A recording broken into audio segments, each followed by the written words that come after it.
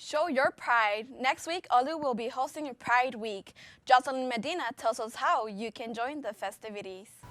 Instead of adopting or buying a pet at first, try to consider buying a stuffed animal or a bed with a certificate and putting it under the Christmas tree. With El Día de los Muertos approaching, the Olu community comes together celebrating this festivity with different activities and events.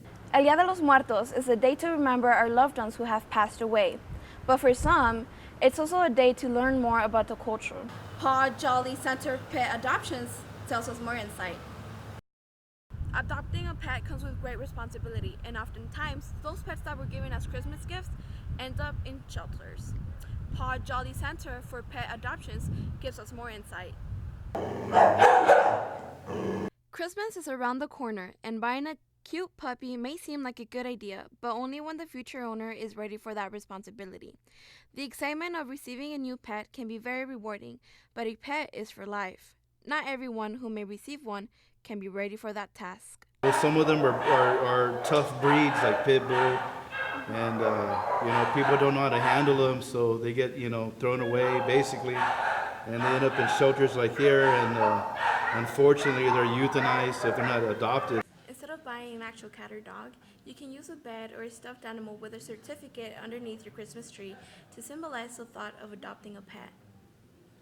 The ASPCA recommends the giving of pets as gifts only to people who have expressed a sustained interest in owning one and the ability to care for it responsibly. They also recommend that pets be obtained from animal shelters, rescue organizations, friends, families, and responsible breeders, not from places where the source of the animal is unknown or untrusted. I would definitely recommend for families that are looking for pets this Christmas season to come and adopt. We have so many animals here that are full of love and joy that would love to go home to, a family that will take care of them. Before buying a furry friend for a loved one, consider some of these alternatives before creating a forever home. Reporting for the Lakefront News, I'm Paola Saldaña Avila. All my roots are from Mexico, so we do celebrate Dia de los Muertos all the time. We have a little altar at our house, and it's very fun. It's good. That was student Laura Gonzalez, who attended the school making workshop on October 21st in the library's community room that San Antonio Urban 15, along with Olu, helped host. Coffee and pan dulce was offered to participants, as well as face painting, calavera, and flower crown making. With El Día de los Muertos approaching, the Olu community comes together celebrating this festivity with different activities and events. We talked to Laura Gonzalez, a current Olu student, about her experience in one of these events. I really do enjoy the flower crowns. I think the crafts are pretty cool. It gives us a little bit of an opportunity to kind of mingle with everybody else. And I want to do the mask also because, I love doing artsy stuff. I love drawing, and that's really my forte. The participants were invited to perform at the Carnaval de los Muertos on November the 1st. The event will be held at Elmendorf Lake and ends at Olu's Library, starting at 7 p.m. Reporting for the Lakefront News, I'm Paola Saldaña Avila.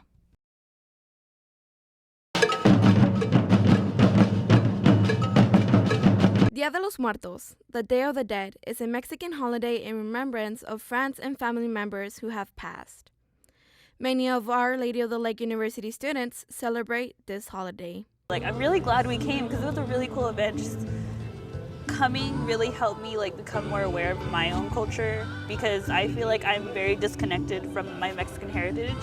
El Día de los Muertos is a day to remember our loved ones who have passed away. But for some, it's also a day to learn more about the culture. I really just wanted to know more about it, and I feel like I've learned a lot here at Olu about what Dia de los Muertos actually is from before. Olu, along with nonprofit group Urban 15, teamed up to host El Carnaval de los Muertos.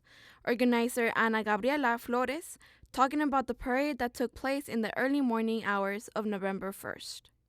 We decided to have the procession that started at Elmendorf Lake, and then we walked over to Our Lady of the Lake, just dancing and just dancing and moving to the rhythm, which was again honoring the Day of the Dead. A reception followed from 8 till 9:30 p.m. took place in the Centennial Courtyard after the performance, where students, faculty, and staff got to enjoy a complimentary food, drinks, and music. If you would like to know more about this carnaval, future or past events, you can follow Urban 15 on Facebook, Instagram, and Twitter for more insight. Reporting for Lakefront News, I'm Paola Saldaña Avila.